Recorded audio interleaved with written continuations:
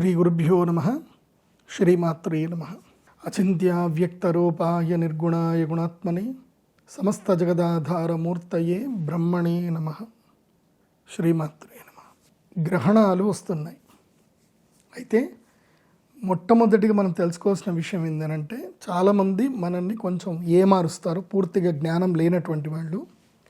గ్రహణాలు ఎక్కడ ఏర్పడినా, ఈ భూప్రపంచంలో ఎక్కడ గ్రహణం పడినా దాని యొక్క ప్రభావము కనపడే చోట 100% ఉంటుంది, దాదాపుగా కొంచెం కనబడే చోట 50% ఉంటుంది, అసలు కనబడిన చోట 25% ఉంటుంది. గ్రహణం కనబడే చోట గ్రహణ నియమాలు వర్తిస్తాయి, కనపడని చోట గ్రహణ నియమాలు వర్తించవు. కేతుగ్రస్త సూర్యగ్రహణం సంభవించబోతుంది. ఇది మన దేశంలో కనబడదు. అయితే ఇది ఏ ఏ రాష్ట్రాల వారికి ఎలాంటి ఎఫెక్ట్ ఇస్తుందని చెప్పే ముందు ఫస్ట్ మనం ఏం తెలుసుకోవాలంటే, ఈ గ్రహణం వల్ల ప్రభావం ఏంటి. మొట్టమొదటిగా ఇది సింహరాశిలో జరగబోతుంది కాబట్టి మొత్తం ప్రపంచవ్యాప్తంగా ఉండేటువంటి రాజ్యాధికారాలన్నీ కూడా నష్టపోతారు. ప్రపంచవ్యాప్తంలో ఎవరైతే కింగ్స్, కింగ్డమ్స్, తర్వాత ప్రెసిడెంట్స్ ఎవరైతే ఉన్నాయో వీళ్ళందరి మధ్యన గొడవలు వస్తాయి. అంటే ఇది ఒక విధంగా ప్రపంచ యుద్ధానికి ఇది కీలకమైనటువంటి పాత్ర వహిస్తుంది. ఇది చాలా కీలకమైన సూర్యగ్రహణం. దీని తర్వాత కరెన్సీ, ఆయిల్, గోల్డ్, ఈ మూడు చుట్టే ప్రపంచం అంతా తిరుగుతుంది. సో కరెన్సీ వాల్యూ పెరుగుతూ ఉంటుంది, ఆయిల్ వాల్యూ పెరుగుతూ ఉంటుంది, గోల్డ్ వాల్యూ తగ్గుతూ ఉంటుంది. గోల్డ్ వాల్యూ పెరుగుతుంది, ఆయిల్ తగ్గుతుంది, కరెన్సీ వాల్యూ తగ్గుతుంది. So dollar currency and oil ఒకవైపు ఉంటే బంగారం ఇంకోవైపు, బంగారం వెండి ఇద్దరు కలిసి ఇంకోవైపు యుద్ధం చేస్తూ ఉంటారు. సో ఈ యుద్ధము రెండు metals, currency and oil commodity, ఈ నాలుగిటికి మధ్యన ఈ యొక్క యుద్ధము జరుగుతూనే ఉంటుంది.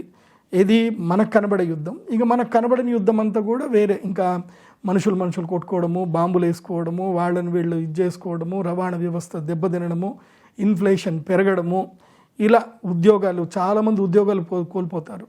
ఒకటి బటర్ఫ్లై ఎఫెక్ట్ అంటారు దీన్నే. ఎక్కడో ఏదో జరిగితే మనకు సంబంధం లేకుండా మన పిల్లాడు ఉద్యోగం పోతుంది. నీ ఉద్యోగం ఎందుకు పోయిందిరా అంటే అక్కడ ఉద్యోగం వచ్చింది కాబట్టి పోయింది. ఇక్కడ ఆటోమేటిక్గా సడన్గా పప్పుల రేట్లు, బియ్యం రేట్లు పెరిగిపోతాయి.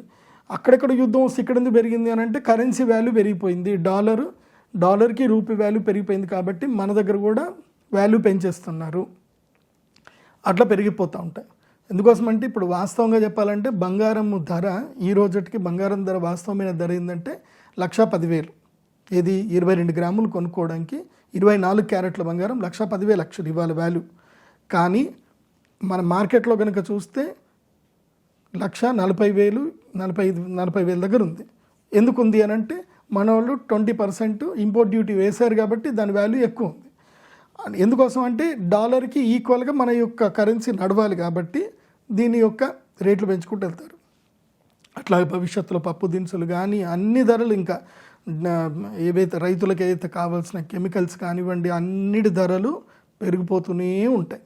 సో దాంతో రియల్ ఎస్టేట్ ధరలు కూడా పెరుగుతాయి, భూముల ధరలు పెరుగుతాయి. అంతే. చూడండి, ప్రపంచం మొదలైనప్పుడు అంటే ఒక 200 ఏళ్ల క్రితము అదే బంగారము, అవే వస్తువులు, అదే బియ్యము, అదే పప్పులు. అప్పుడు రూపాయికి దొరికేటివి. అప్పుడు బంగారం ఎంత, 2,000కు 3,000కు దొరికేది. ఇప్పుడు ఆ బంగారం కాస్త 1,40,000కి వెళ్ళింది. కానీ అదే బంగారం ఎక్కడ వస్తుంది అని అంటే ఈ యొక్క దేశ రాజకీయాలు కొట్టుకోవడం వల్ల, కరెన్సీ వాల్యూ మార్పు వల్ల మెటల్స్ వాల్యూ, ధాన్యం వాల్యూ పెరుగుతుంది. సో దీన్ని మీరు బాగా అర్థం చేసుకోవాలి. అర్థం చేసుకుంటేనే అవి ఎప్పుడెప్పుడు జరిగాయంటే మళ్ళీ మీరు రీసెర్చ్ చేయండి. జెమినీ ఏఐకి వెళ్ళి, చాట్‌జీపీటీకి వెళ్ళి రీసెర్చ్ చేయండి. గ్రహణాలకి బంగారము ధర పెరగడానికి మధ్యన ఏదన్నా లింక్ ఉందా అని అడగండి. మీకు చాట్‌జీపీటీ కానీ ఏఐ కానీ మంచిగా నీట్గా ఆన్సర్ ఇస్తుంది. ఎప్పుడెప్పుడు గ్రహణాలు ఏర్పడతాయో అప్పుడప్పుడు యుద్ధాలు వస్తాయి. యుద్ధాలు వచ్చినప్పుడు ఆటోమేటిక్గా బంగారం వాల్యూ పెరిగిపోతూ పోయిందనమాట. ఒకప్పుడు సినారియో ఏంటంటే యుద్ధం వస్తే గోల్డ్లో ఇన్వెస్ట్మెంట్ చేసేవాళ్ళు, ఇప్పుడు మారింది. యుద్ధం వస్తే ఇప్పుడు డాలర్లో ఇన్వెస్ట్ చేస్తున్నారు. సో సినారియోస్ మారుతూ ఉన్నాయి. సో ఇది బాగా తెలుసుకోండి. రాబోయే కాలంలో ఇన్ఫ్లేషన్ పెరుగుతుంది, జల ప్రళయాలు పెరుగుతాయి, జలం లోపల దిగ్బంధమయ్యి మనుషులు మరణించడము, క్లౌడ్ బస్ట్లు ఎక్కువగా జరుగుతాయి.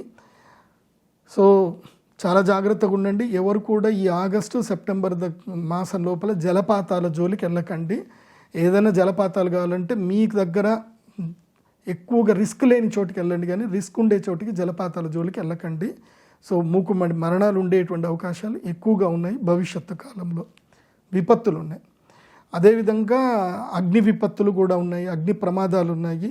అది ఆల్రెడీ జరుగుతూ ఉంది వేరే దేశాలలో. మన దేశంలో వచ్చే విపత్తు ఏంటంటే ఆరోగ్య భంగం. మన దేశంలో ఆరోగ్యాలకు సంబంధించిన ఇబ్బంది వస్తుంది.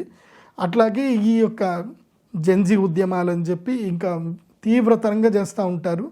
నిజంగా విద్యార్థులు ఎవరు చేయరు, అందులోపల కొంతమంది రౌడీ మూకలు చేరి మొత్తం జనాలందరినీ ఇబ్బంది పెడతారు. సో వాళ్ళ స్వార్థం కోసం చేసే దాంట్లో చాలామంది అమాయకులు బలయ్యే అవకాశాలు భవిష్యత్తులో ఉంటాయి. కాబట్టి చాలా జాగ్రత్తగా ఉండండి, ప్రభుత్వాలు కానివ్వండి, ఎవరైనా కానివ్వండి. ఇక రాశుల విషయానికి వస్తే ఏ రాశుల వారికి గ్రహణం వల్ల ఏమేం జరగబోతుందనే విషయాలు తెలుసుకుందాం. మొట్టమొదటిగా ఎవరెవరికైతే ఈ యొక్క గ్రహణము అదృష్ట యోగం మంచిగా ఉంది అనేది కనుక తెలుసుకోవాలి అంటే ఈ 4 రాశుల వాళ్ళకు మాత్రం చాలా ఇబ్బందులు వస్తాయి.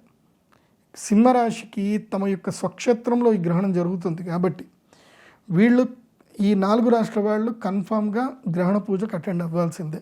అవుతే వాళ్ళకి అరిష్టాలు రాకుండా ఉంటాయి. నేను నా జీవితంలో నేర్చుకున్న ఫిలాసఫీ ఏంటంటే లాభం రాకున్నా పర్వాలేదు, కానీ నష్టం మాత్రం రావద్దు. లైఫ్ ఎలా ఉందో అలా గడిస్తే ఓకే, పర్లేదు, అడ్జస్ట్ అవుతాం. కానీ ఉన్న లైఫ్ను కూడా రూన్ అయిపోయి ఇంకా నష్టంలోకి వెళ్ళిపోతే బాధ. సో నేను వాళ్ళకి చెప్తున్నది, వాళ్ళెవరు అంటే సింహరాశి.